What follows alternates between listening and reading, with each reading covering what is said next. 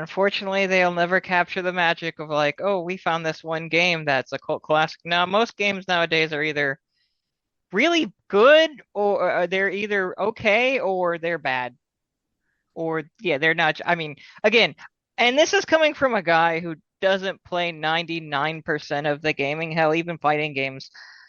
Fighting games are not accessible as I want them to be. You add adventure fields, like everything's just become saturated because the FGC. I don't know. I don't know how much you keep into fighting games or not, but there's a community known as the fighting game community, and they like the DEI. They're DEI, but in a different way because they want certain things to be into fighting games that for me personally, like, and for the common person that was like, hey, I just want to pick up this fighting game, Hmm. would be very lost and like, wow, this is complicated or this is cumbersome or whatever. I think that the entire gaming community or not community, the gaming industry needs to have a hard crash, have a hard reboot, come back in about 3 to 5 years, and then pick your feet up and just do something better. Because I don't know. Yeah. I don't think people say DEI is going away.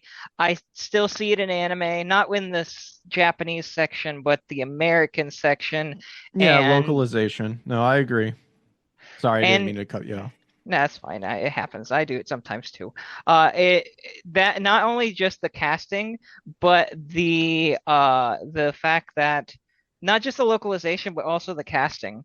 Hmm. It's really annoying to know that I I can't see obviously, but I know I ask my friends who I'm watching anime with if I'm watching it with somebody. I go, "That character is black, isn't he?" And they respond with, "How did you know?" I said, "Because the voice actor is black. So of course the character is going to be black." This is how I think nowadays because of the DEI garbage. Really want it all to end, but I don't see an end for. I see an end in like hiring processes when it comes to actual real not real jobs because that makes it sound like acting isn't a real job. It's a paid profession, you can get paid for it, but I'm talking about like a firefighter or a security guard, right? They're not gonna DEI Yeah. might be gone in the workplace like that, but when it comes into like the niche industries like video games and anime and movies, I think now because of Trump's in office they're going to be like, well, Orange Man bad, Orange Man bad, Orange Man bad. Yeah, and they've said a lot of that already too, and it doesn't work anymore. I do agree that I there's still remnants of DEI, and I do think some companies are going to try to be sneaky and just reword it Hmm. and try to be like and still try to do the same thing or push it. But I think what a lot of people are doing now is keeping the spotlight shown on it. I don't know if Hmm. that's the grammatically correct, but I'm just going to go with it. Um, keep the spotlight shining on it, and to the point to where it's if they're trying to make it to where we want you to think about this all the time, well then we'll just showcase all the garbage that you're trying to do, and we'll just keep pointing it out.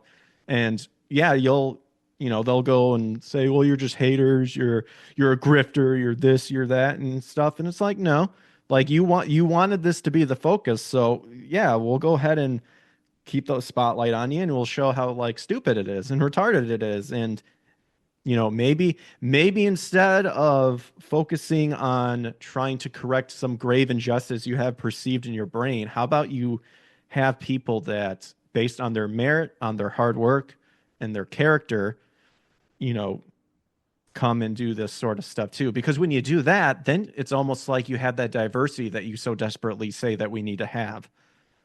But it's the thing, it's their version of diversity they want because they want to be in control. They want to have the power to do it. Unfortunately, going off of DEI games that are annoying and frustrating, let's go to some games that are actually great. What are some of your favorite games? Some of my favorite games. That's a good question because it's like what mood am I in today? Like if we want to give a game that I've recently played that I felt was very strong, Dragon Ball Z Sparking Zero was really good because that was based on the Budokai Tenkaichi games back in the day that I played. But I'm actually more of a Budokai fan. There's Budokai and Budokai Tenkaichi. I really love the Budokai series, and it would have been nice to see that get continued. But Dragon Ball Z, I guess technically, what is it? Dragon Ball Sparking Zero, really? I keep throwing a Z on it. That's what it used to be. See, man, those Budokai Tenkaichi games were so much fun. The Budokai games I didn't really get into. I liked how going back to what you said about get people tried, and if it failed, it failed. Dragon Ball Z Budokai 2. Oh my gosh, that game is all over the place. But it's so stupid, but it's funny. It's fun because it's literally let's play a board game, Yep. and it's so I was watching somebody play it recently. One of the people I know personally has he was Hmm. playing it on his YouTube channel, and I was just thinking, we don't have that. We don't have just a because normally it'd be very formulaic, very out there, very normal, close to the chest. No, this game took a chance, and a lot of people didn't like it to the point where it wasn't in the remaster from the early 2010s, but And that that's even remaster was worse. trash. That's even where some censorship took place in that. I actually don't recommend the HD collection because there's some censorship in there. Agreed. Agreed. Um, I played the crap out of Budokai 2. I played the absolute crap out of it. I thoroughly enjoyed it. I 100% completed that sucker, both the PlayStation 2 version and the GameCube version, which I wouldn't recommend the GameCube version. Like it's cleaner and nicer and whatnot, but it doesn't have the shop glitch that allows you to get like 3 additional capsules if you like hold down like L2, R2, and like a certain button combination. I don't remember what it is. So when I was trying to 100% complete that, I had to beat the game, what, 27 times to get to collect the Dragon Balls. Oh my gosh. Yeah, it was probably the longest thing ever. And I said, well, I'm not playing this game again anytime soon. I 100% completed it. I unlocked everything. But I did recently play the let's see, in Japan it's Dragon Ball, I think it's just Dragon Ball Z 2. And there was some stuff that got cut from it because it comments on the, what is it, the Nico Majin Z little joke thing. Someone recently translated that version of the game with like it has an additional like stage 10. Recently played that, so that was fun. That was a fun experience to get to play this stuff that never made it over to the US. Which is, and it's funny too, talking about Budokai and stuff, because like I said, I liked more of the Budokai than the Budokai Tenkaichi. But a lot of people like the Tenkaichi because it's more fighter based, I guess you could say, because you can actually like fly and stuff. Like in Budokai, you can kind of float there, but you can't make yourself fly. Hmm. But that's where it's weird because I don't mind playing fighting games, but like for me, it's like, well, as long as the fighting game has a story, like Dragon Ball Z Fighters, like that actually has a story. But like, did I ever go online and like face against other people? No, it's because I don't like doing that sort of stuff. Hmm. But that's more of like because of the putting in, because I know I would get my butt kicked really hard because I don't sit there and practice all day because my backlog list of video games is slowly shrinking, but always adding more stuff to it. Hmm. So it's just crazy. But yeah, I loved Dragon Ball Sparking, definitely recaptured the a little bit of the nostalgia for the Dragon Ball Z Budokai Tenkaichi series that I enjoyed. Uh let's see, if we're talking like classic games, I'm looking forward to Metal Gear Solid 3 Snake Eater. Looking forward to seeing like that. I don't think they'll butcher that. So I'm looking forward for that one. I mean, you got your classic RPGs, Chrono Trigger, which kind of thinking if I want to play that again too. So you got games like that. I don't know, I feel like my taste has slowly expanded more because, like I said, a lot of the games that people have played growing up and considered a classic, since I didn't have the system, I didn't get to play them. And I think that's what's really special about what I'm trying to do is at least showcasing people, or showcasing to people my first time and experience with the game. For example, I never played Final Fantasy VII, but I played the remake. But because I feel like I haven't played the original Final Fantasy VII, I can still experience it for the first time and see the difference between the two. Yes, because remake and the OG, from what I've been told, from what I've seen, is completely different. And did you know with the OG FF7, there is an actual English voice mod that you can install, and it'll pretty much look like the Final Fantasy VII remake, from what I've been told visually, and it's actually fully voice acted and everything. It's not AI; it's a group of people did it, Oh, and wow. yeah, they redid everything for this mod. Like they redid the anime not the animations, the visuals, I believe, and as well as like everything. It's just pretty much like FF7 remake. If it was pretty much what everyone thought the Final Fantasy VII remake or the remaster or whatever the 3D version was going to be. So I thought that was pretty cool, and I like because there's a lot of games that are not in English, and obviously for somebody like me or anybody that has reading problems or just can't get behind the Japanese language or any other language, there are people out there that actually do English dub mods for the PC versions. The only problem is that I don't have a PC to play them on, Oh, so no. but that's fine. That's the fact that they make them is good. But yeah, there's a full-on Final Fantasy VII English mod, and it's for the OG. So Well, that's kind of cool. that's all the more reason for people listening to this to subscribe to your channel, to get your channel growing so you can get that sweet internet money and actually get a sweet gaming PC. Yeah. See, Guys, he never said. yeah, guys, do that. Subscribe right now. Do it Yes, immediately. I command it. immediately. Yes, I, yes. I I can. am the subscriber, not subscriber. I am the YouTube czar. I've been appointed by the Orange Man, Orange Trump, YouTube czar. But going back to what you say, and I'm glad that you brought it up. Yeah, I this is why I really appreciate the modding community and the translation community, because they care about preserving that sort of stuff. That's where, the frustration with Nintendo, going after, Pal's World, going after the people making the Switch emulators, the probably still one of the biggest not death blow, but the biggest blow to emulation was the takedown of Emu Paradise, which had, a catalog of preservation with of video games. I think I worded that wrong, but you guys get what I'm saying. I'm like a rambling lunatic. But, uh, that's why I tip my hat towards the modding community and any sort of, modders that go out of their way to preserve the game and to, you know, uncensor things that were censored and, remove the DEI and whatnot to which goes to show that, like what you said, it allows people who may have never experienced a game that was overseas can now read it in their native language, or like what you said, allows people who may have a hard time seeing or what have you, and, visually, or not, excuse me, not visually, but hearing it auditorily. And it's just, that's I'm not so much of a PC person. I consider myself more of a hybrid because I do have a lot of physical media because I like to actually own my games when it comes to like the consoles and stuff. But man, emulation and, PC and stuff like that, it's starting to become that's where you can get the game like as untouched as possible to actually really experience what the creators wanted to share with people.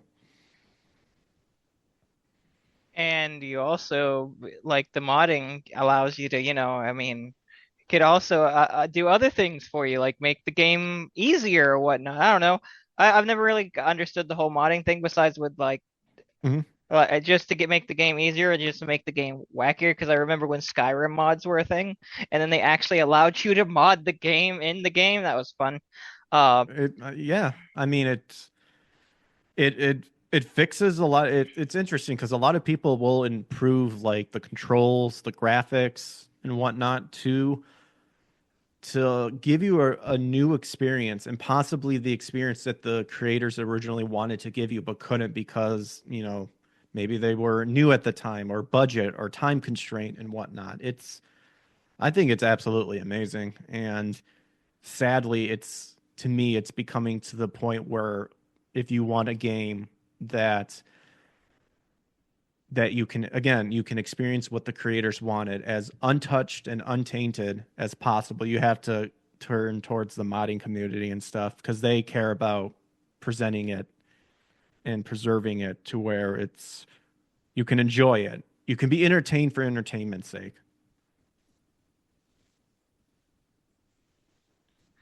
Have you modded any games yourself? Not modded any game yourself, but have you, because you said you play a lot of PC games, do you do any, have you added any mods from any of the games that you've streamed or that you played?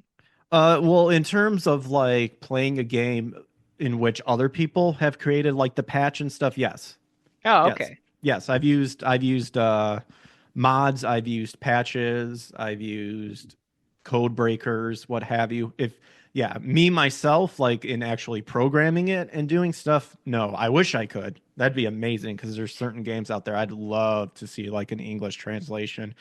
Like I've been doing Duolingo for, Japanese, but uh a long way to go. A long way to go.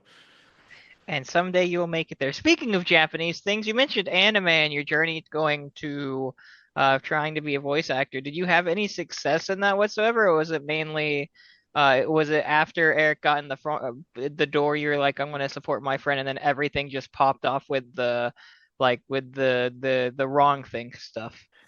Uh I would say that I it didn't obviously go the way I wish it would have gone in terms of the journey. And I think that's kind of where the struggle comes from in terms of like having a group of friends who's all trying to do the same thing is that you need to really focus on your journey and not worry about other people's journey because everybody's journey is different. And there were times where you do get frustrated when you see someone like you're happy that they're succeeding, but you're like, man, I wish I was there too, and whatnot.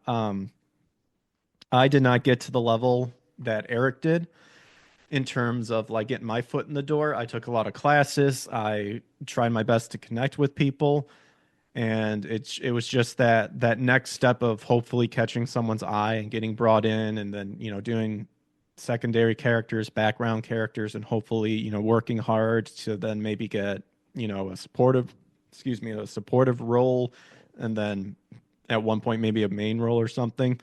But I do think that I did that God didn't actually want me to at least go into the area where I was trying to, or at least the group, aka Funimation, which I met people there, some very nice people, and then some other people that turned out to be not so nice. And I think God was kind of protecting me in terms of that too. Um, and Eric, as a man of faith as well, he could handle the sort of pressure too. Like obviously, I didn't. I getting canceled is obviously retarded to begin with anyway. Yes. Um, but I know, knowing Eric like through my, pretty much my whole life, I think, he was able to handle it, but I know it was still frustrating and upsetting. But, I think in the end, God makes everything work out. Just like, what Joseph said to his brothers, you meant evil against me, yes, but God used it and turned it to good. Um, and, it's I don't regret it. I don't regret trying to get in there, try to act and trying to go that route. But I think what I'm trying to do now is what God has called me to do, and the gifts that God has bestowed upon me to try to share with other people. And I'm also trying to kind of like combine the two together in terms of like pop culture and scripture, and in terms of like kind of explaining kind of where a lot of Gnosticism and stuff like that and their history and stuff kind of comes from, because a lot of it is in pop culture, and it's just fun and interesting to know kind of where that all like where the origin of all that comes from a scripture standpoint. Hmm. And how long have you mentioned you're a man of faith. How long has that been a part of your life? All my life I grew up with it. I was Oh, okay. yeah, I was raised Presbyterian. I probably consider myself more non-denominational now. Keep saying and hums, all that, but non-denominational because I just want to study scripture, see what the word has to say, do your research. I do what's called Acts 17:11, and pretty much in a nutshell, that is the author Luke telling people not to, study the scripture and see what it has to say for yourself because it can open up doors and hopefully, maybe open up a relationship that you may not have with God, get closer to Him. But it tells you to do your due diligence and not just take people's words of what the scripture is saying at face value. Like, do your research, see if what they're saying is true, because by the fruit you'll know, who the type of people are and whatnot. It's called the Berean Challenge, by the way. And I've always struggled with my faith. As a kid, I can definitely say I was very passionate about it. I enjoyed doing like the skits at church and telling the stories and whatnot. That was always fun. And of course, like anybody growing up, you struggle, you question things. Never really fell away from it, but a lot of disconnects that I had with God because I was just very frustrated, very bitter, and very angry as a kid growing up. But by his good grace, I was able to let a lot of that anger go and then channel it into something that I feel like I can give back to people. Yeah, I've had a similar situation like that, or not situation, but a similar upbringing. Raised in the church, Hmm. didn't really like have a good understanding of it as a teenager, and then got fell off, then got back. It was a roller coaster, pretty much. Hmm. Um, Still struggling like everybody does. Not perfect, but I have, that whole Bible thing. It really helps you out. It also allows you to learn some more of like, a lot of people say, "Oh, we don't know what he's thinking. We don't know what he's thinking," but it gives you an idea of like what his personality is. Also, he has a sense of humor like no other. Oh yeah, absolutely. But yeah, I think, and after having certain guests on my show, author Gary Wayne, who I think he's incredible. Just have so much knowledge because he talks a lot about the the Nephilim, Genesis 6. Like he has two books that I would recommend people for sure. But of course, like what scripture says as well. And I keep saying scripture, and I actually do need to work on like if actually giving like, chapter and verse and book and stuff like that. So that's something I need to work on as well.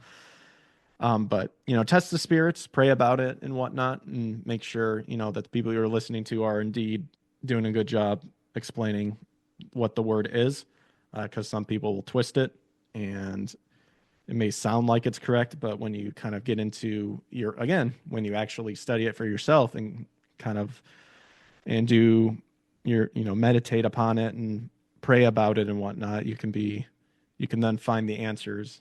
But Gary's been on my show a couple times, and just what he talks about is incredible. And what I was getting at is he talks about like the supernatural elements of stuff too, because he's just studied about it so much. So the giants, angels, demons, um, and not just from a Christian perspective too, but like he's branched out and studied like all the different cultures of the world and stuff. Really, really fascinating stuff. I would encourage people to check him out and see what he has to say. Just one of the many people. And again, these are people I would name off, like Chuck Missler is another one that I love his commentary too. Again, I would just encourage people to pray about it and obviously do the research yourself, study the scripture to see if what these people are saying is true and whatnot. I've come to believe that I don't think, you know, that they're trying to lead people astray. And that's kind of where I get to the non-denominational sort of thing, because I do think a lot of the churches around here are either going completely against what scripture is saying, to having certain stuff in there that isn't scripturally founded that you don't need to. So every denomination, I believe, has their problems. So I'm just a man that just tries to study the scripture. Yeah, I believe the term is biblical Christian. I've heard that term before. I'm a biblical Christian. I study the word. That's what it's supposed. I think that's what it comes down to. Yeah, so I know in some of my descriptions I say I'm a Christian Berean based on Acts 17:11, like what the Bereans did, where they would go and study the scripture again to see, because that's what they were doing with Paul to see what he was saying matched up. But yep, you are correct indeed. I see. Well, actually, I don't see. That's the problem. But nevertheless, Nice. yeah, we have blind jokes. I make them all the time. Yes, and that yes was not to say yes because you're blind, but yes, the humor. I love it. Yes, indeed. I like making blind jokes because you're either laughing or you're crying, and I'd rather, and no one wants to hear that. But going, but going back to something that stuck out, you mentioned anime, your love of anime, and I was also going to ask, what are some of your favorite anime? Oh, yes. Probably my number one favorite anime that I can confidently say that I do enjoy of all time is one that a lot of people probably do not like or they make fun of, and that is Neon Genesis Evangelion, the OG. I do enjoy the rebuilds, but the OG for sure. Did Dragon. you Yeah, go ahead. did you watch the final one on Amazon Prime or any other way? Like, did you watch the all because there was a fourth one that came out in the last like 5 or 6 years? Yeah, what is it? Uh, 3.33 three. Thrice Upon a Time.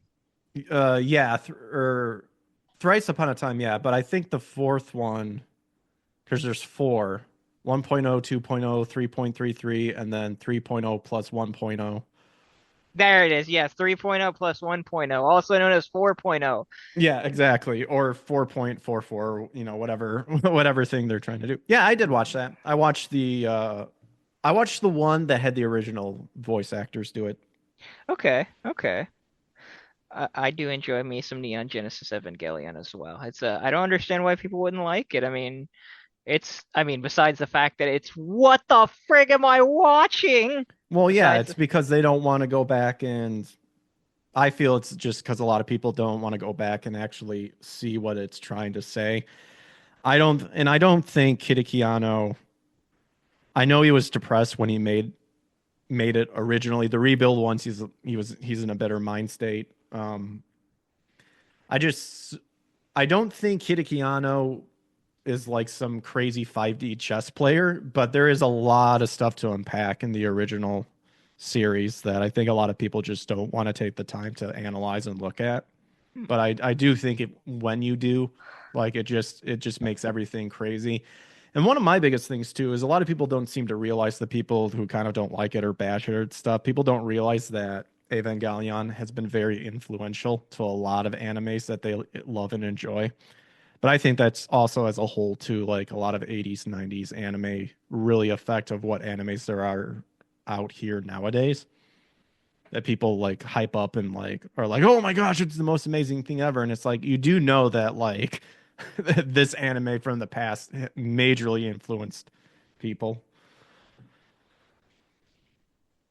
yeah, so you're more of a classic kind of guy instead of a modern kind of guy when it comes to anime. Yeah, I would say I love anime from the late 80s up until the early 2000s. Hmm. I think Okay. was the top peak anime. But to go back to what your original question was, Neon Genesis Evangelion, probably my favorite anime of all time. Nostalgia wise, Dragon Ball Z, obviously, and Yu Yu Hakusho, Rurouni Kenshin, which I need to actually catch up on the new one because I'm really hoping they animate the Jinshu arc, which is my favorite part of Rurouni Kenshin. Let's see. Yu Yu Hakusho, Rurouni Kenshin, Cowboy Bebop, Inuyasha. Yeah, probably a lot of anime that I'll list off is like from the 90s, early 2000s. Steins Gate. Did you just say Steins Gate? Yep. All right. So I have to break it to you. That anime came out in 2010. Yeah, early. That's what I mean. Early like Oh, okay. 2000s. Oh, okay, that's what you mean. All right. Sorry, I I thought. guess I should put up a breaking point. Pretty much when the bad orange man came into office is when everything went down to everybody became insane. Ah, okay, okay, okay.